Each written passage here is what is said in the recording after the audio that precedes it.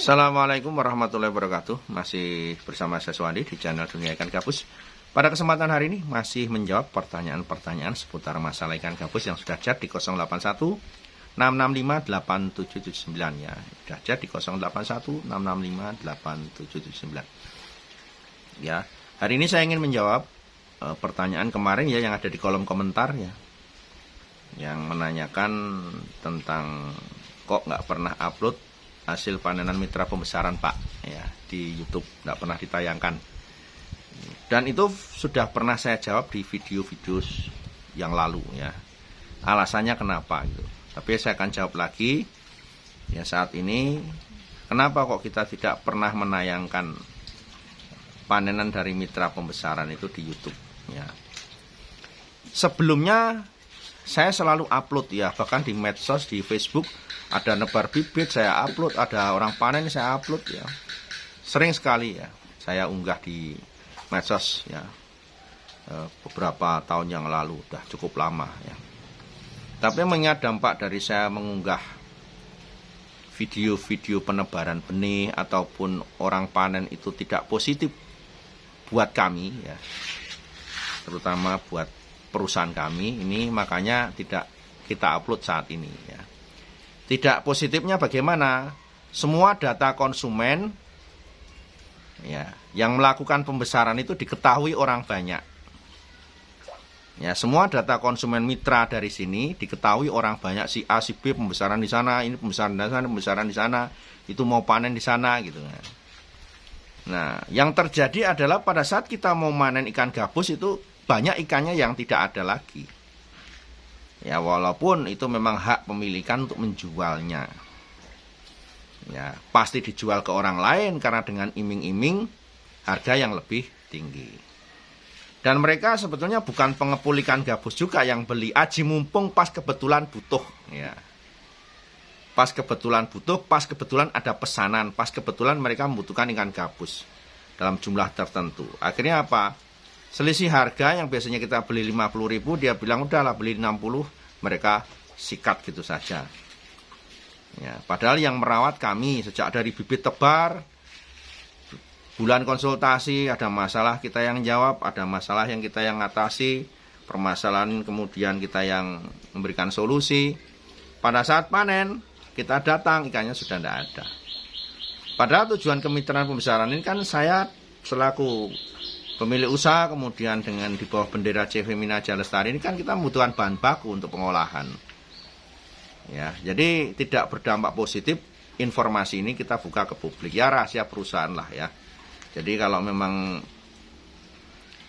ada yang melihat tayangan ini, mohon maaf sekali, sekarang memang tidak semuanya apa yang dilakukan oleh perusahaan kami itu akan diunggah secara detail ya. Ada memang poin-poin ataupun video-video yang tidak harus diunggah, dan ada pun ya banyak yang tidak kita buat video ya, tidak kita semuanya kita buat video untuk kita unggah di medsos ya. Kira-kira itu jawaban dari kami ya. Mohon maaf sekali untuk mitra yang pembesaran, kemanapun kita nebar di seluruh Pulau Jawa ini kita tidak akan mengunggahnya ke medsos ya, karena kami punya usaha pengolahan, kami punya usaha yang bergerak di bidang pengolahan yang membutuhkan bahan baku ikan gabus.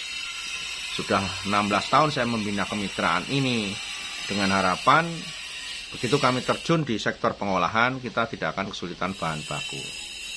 Ya, ini alasannya kenapa itu tidak ditayangkan. Jadi mohon maklum pada teman-teman dan juga mohon maaf kita tidak bisa secara full menayangkan video-video itu ya. Oke, berikutnya kita akan menjawab pertanyaan masalah kutu air yang kemarin di video juga ada yang komentar, Pak itu kutu airnya kok di tempat terbuka kena hujan kok nggak ada nyamuknya, kalau di tempat kami kok tumbuh nyamuk ya. Jadi kolam yang kemarin kita tayangkan untuk produksi kutu air itu di tempat yang terbuka. Kenapa tidak dikasih peneduh? Karena airnya dalam. Kalau kita bikin kutu air, airnya ketinggiannya 1 meter, itu walaupun kena hujan nggak masalah. Ya, kuncinya di situ. Jadi kalau kolamnya dalam, airnya 1 meter atau 2 meter, itu mau hujan 1 harian kutu airnya tidak mati, ya. Dia akan turun dulu, ya, tidak akan mati. Maka di tempat saya itu yang kolamnya pakai base beton, airnya 80 cm itu nggak mati kutirnya walaupun kehujanan. Tetapi yang di base beton itu kan hanya untuk membuat bibit, ya, bukan untuk memproduksi kutir untuk pakan, bukan. Jadi membuat bibit, manakala mitra di sekitar sini membutuhkan bibit kutu air yang bagus, tidak bercampur dengan kutu air jenis yang lain. Nah, ini kita siapkan di sini. Kemudian kok tidak ada nyamuknya? Jadi kunci budidaya kutu air agar tidak tumbuh nyamuk itu adalah air baru, ya, air baru, kemudian langsung dikasih bibit, langsung dikasih air lele. Jangan sampai air itu diendapkan 2 hari, 3 hari, 4 hari baru dikasih bibit. Yang tumbuh bukan kutu air, yang tumbuh adalah nyamuk. Telurnya, nyamuk sudah bertelur di situ duluan.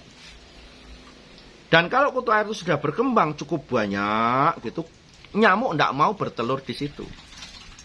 Tidak mau nyamuknya bertelur di situ. Sehingga apa, koloni kutu airnya menjadi banyak, jentik-jentik nyamuknya tidak ada. Ya, dengan catatan bibit kutu airnya benar-benar tidak membawa jentik-jentik nyamuk.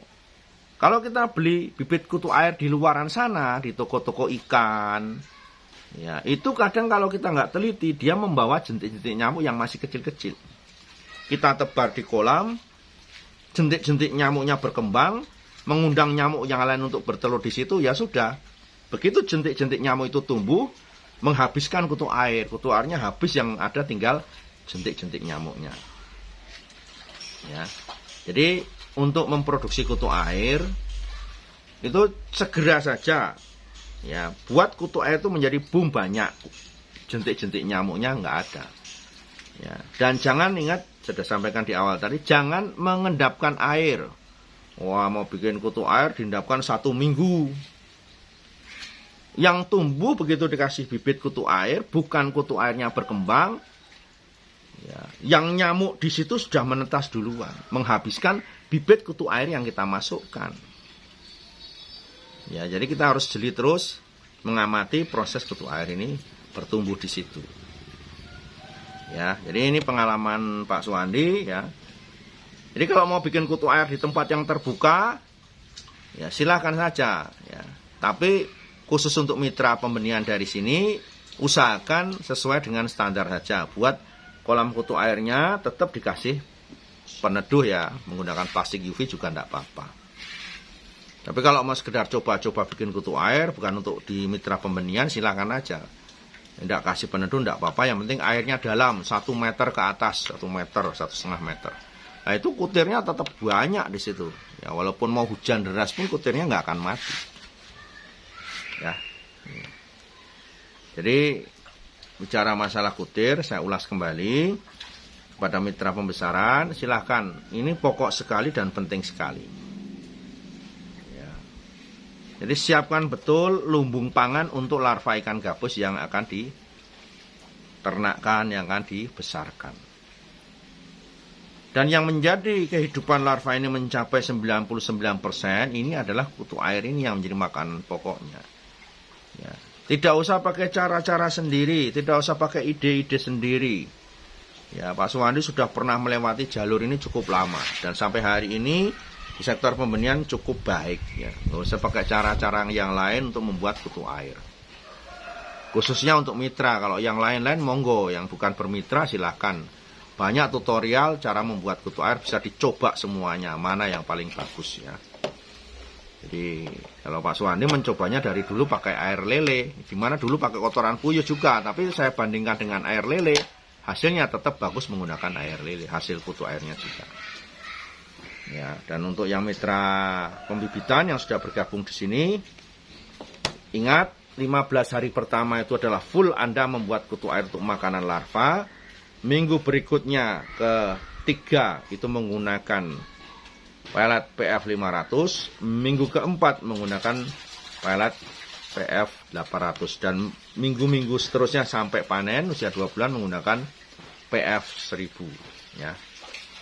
Jadi ikuti saja arahan-arahan dari Pak Suwandi untuk masalah pembenihan, ya. Dan saya juga berharap secara pribadi tidak menginginkan ada kerugian di mitra ya. Kalau memang pembenihan bisa mendapatkan hasil yang maksimal. Hasil panennya melimpah, tidak kekurangan pakan untuk larvanya.